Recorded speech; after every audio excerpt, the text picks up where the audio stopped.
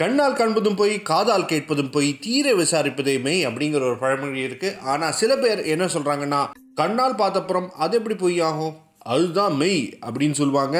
அவங்களுக்காக பிரத்யேகமாக எடுக்கப்பட்ட பட்டியல் தான் சிம்பிளி சும்மா தமிழ்ல இன்னைக்கு நீங்க பார்க்க போறீங்க. ஓவியத்திற்குள் இன்னொரு ஓவியம் இருக்கு, கண்டுபிடித்தீர்களா அப்படிங்கிற பட்டியல் தான். இந்த பட்டியலின் பாகம் 1 தான் இது. 10வது இடத்துல அங்க பாருங்க, மாலை நேரத்து மயக்கம் வந்த சிங்கங்கள் ஒரு மரத்துக்கு அடியில எல்லாம் படுத்துட்டு இருக்கு. ஆனா அந்த படுத்துட்டு இருக்கிற சிங்கத்தை தவிர இன்னும் 2 சிங்கங்கள் இருக்கு. நல்லா பாருங்க, உங்களுக்கு 5 வினாடிகள் கொடுக்குறோம்.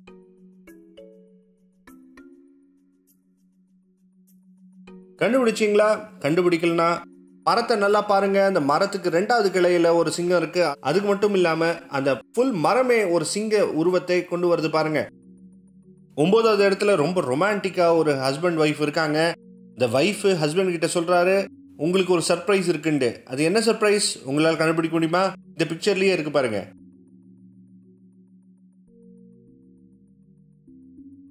என்ன கண்டுபிடிச்சிங்களா? அது அவங்க பிரெக்னெண்டா இருக்கிற விஷயம்தான். இதை கண்டுபிடிக்கிறதுக்கு இந்த ட்ரீ என்ன ஷேப்ல இருக்குன்னு நல்லா பாருங்க, உங்களாலே கண்டுபிடிக்க முடியும். 8வது இடத்துல பாவங்க, இந்த வெகுளி பொண்ணு புடவை அவுந்தது கூட தெரியாம பல்ல நோண்டிட்டு இருக்கு பாருங்க. ஆனா ரொம்ப ரசிக்காதீங்க, அந்த பொண்ணு தனியா இல்லை, வேற யாரோ இருக்காங்க. யாருன்னு கண்டுபிடிக்க பார்க்கலாம்.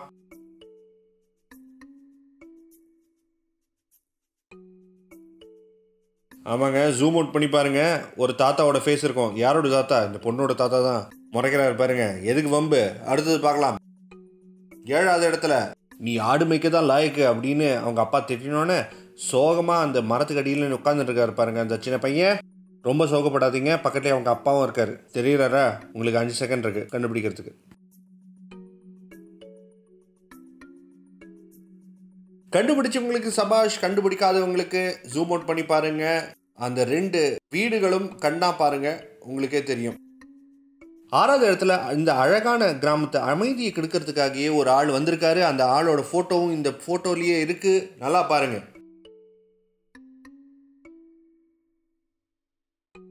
கண்டுபிடிச்சிருப்பீங்க நம்புறோம். கண்டுபிடிக்கலன்னா நல்லா ஒத்து பாருங்க, பாஸ் போட்டு பாருங்க, உங்களுக்கே கண்ணுக்கு தெரியும். 5வது இடத்துல இயேசுநாதர் சிலுவையில் அறைந்த பிக்சர்.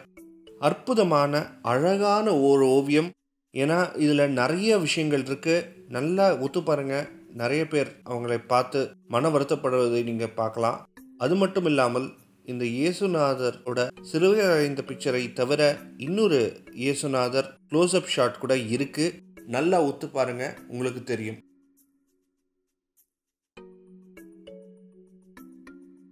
கண்டுபிடிச்சிங்களா? அடுத்த இடமான 4வது இடத்துல ஒரு அழகான மலை பிரதேசம். அந்த மலை மட்டும் தெரியாம மலை கீழே இருக்கிற தண்ணியில அதோட ரிஃப்ளெக்ஷனும் பட்டு ரொம்ப அழகாவே இருக்கு. ஆனா இதுலயும் 2 பேர் இருக்காங்க, நல்லா பாருங்க.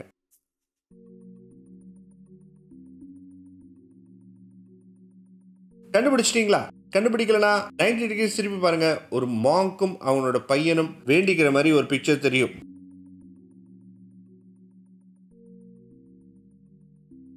மூன்றாவது இடத்துல பாவங்க, லூசு பொண்ணு போல இருக்கு. தன்னோட பிம்பத்தையே தண்ணியில பார்த்து பல்ல கடிச்சுன்னு நிக்குது.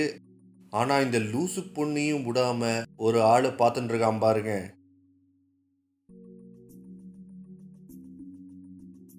கண்ணுக்கு தெரியறாரா? கண்ணுக்கு தெரியலனா ஜூம் அவுட் பண்ணி பாருங்க. அது மட்டும் இல்லாமல் கண்ணை கொஞ்சம் குறுக்கி பாருங்க, உங்களுக்கு ஒரு உருவம் தெரியும். 2வது இடத்துல ஒரு நதிக்கரையில ஒரு பொண்ணு படுத்துட்டு இருக்காங்க. குதிரையில போற ஒரு ஆளு அவளை பார்க்கறாங்க. அனலும் நோக்கினாள் அவளும் நோக்கினாள் என்று ஒரு ரொமான்டிக்கான ஒரு சீனு. ஆனா இந்த சீனுக்கு நடுப்புற ஒரு தாத்தா, டேய் என் பொண்ணுடா அப்படிங்கிற முறைச்சுன்னு பாக்குறாரு பாருங்க. தெரியுறாரா?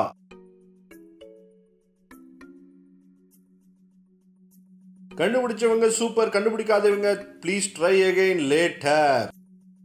முதல் இடம். இது ஒரு அற்புதமான ஒரு பெயிண்டிங்க.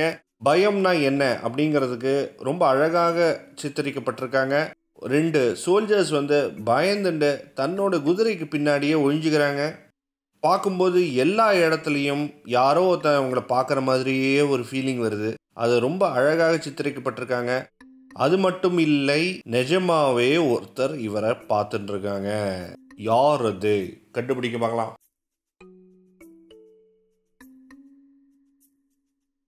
தாடியும் குடுமியும் வைத்த இந்த கோவிந்தன் பார்த்துட்டு இருக்காரு பாருங்க, நல்லா தெரியுதா? 10மே கண்டுபிடிச்சவங்க யாராவது இருக்கீங்களா? 10மே ஒழுங்காக கண்டுபிடிச்சவங்க, அவங்கள ஜீனியஸ் சொல்லிக்கலாம். புத்திசாலி மட்டும் இல்லை, அவங்க அதிபுத்திசாலி. அதிபுத்திசாலி மட்டும் இல்லை, ஆக்ரோஷமான புத்திசாலி. ஆக்ரோஷமான புத்திசாலி மட்டும் இல்லை, அமோக புத்திசாலி. இந்த மாதிரி புத்திசாலின்னு நிறைய தடவை உங்களை சொல்லிக்கிறோம். அதனால நீங்கள் எனக்கு எதையாவது பண்ணணும்னு ஆசைப்பட்டீங்கன்னா எனக்கு ஒன்றுமே வேணாங்க, வேண்டாம். அப்படியும் வற்புறுத்தி எதையாவது பண்ணணும்னு ஆசைப்பட்டீங்கன்னா கீழே ஒரு லைக் பட்டன் இருக்குது, அதை அமுக்குங்க, அது போதும். பக்கத்தில் ஒரு ஷேர் பட்டன் இருக்கு, அதுவும் அமுக்குங்க. அது பக்கத்தில் ஒரு சப்ஸ்கிரைப் பட்டன் இருக்கும், அதையும் அமுக்கிடுங்க, அது போதுங்க. அந்த பெல் ஐக்கனை ப்ரெஸ் பண்ணிங்கன்னா உங்களுக்கு தான் நல்லது. நாங்கள் போடுற அடுத்த வீடியோஸ் எதையுமே நீங்கள் மிஸ் பண்ணாமல் பார்க்கலாம். அதையும் அமுக்கிடுங்க. வேறு எதுவும் வேணாங்க, எனக்கு வேண்டாம்.